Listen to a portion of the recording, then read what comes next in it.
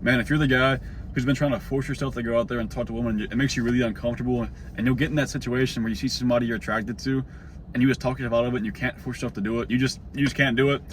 Then this tip is about to change the game for you. It's about to really, if you actually try it out, it'll help you a lot, and you'll be able to force yourself to do it. You might not want to, but you're gonna force yourself into that situation whether you want to or not, and that's kind of the goal here.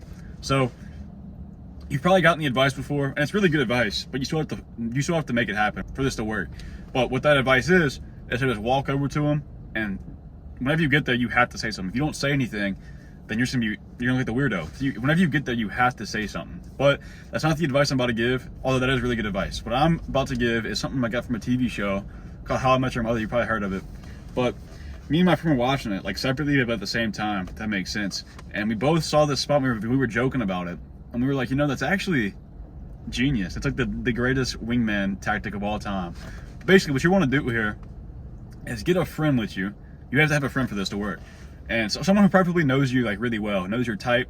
So you want them to know your type of woman that you're interested in. And whenever you're walking, just let them know ahead of time, like, hey, if you see a girl that you think I'd be attracted to, say to her, excuse me, have you met Devin? And then from there, he just threw you in the water. You have to talk now, because he just put the pressure on you. He put all the attention on you. And now you're forced to have that conversation. You're forced to say something now. You don't have anything planned out. You weren't sitting there like, oh man, what do I say to her? Now you're literally in that situation where now you have to say something. So that's the beauty behind this, is that you've been wanting to get out there and talk to girls, right?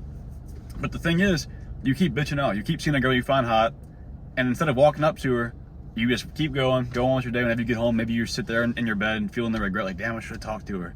But with this, you've been wanting to do it. Now you're forced to. Your friend knows that you want to do it. So now it's, hey, have you met Devin?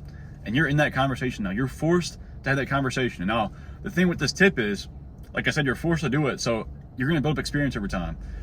And the reason why it's so frightening for you to actually go and approach that girl, the reason why you don't do it, is because the fear of the unknown. You're scared of the rejection. You're scared that maybe something awkward happens.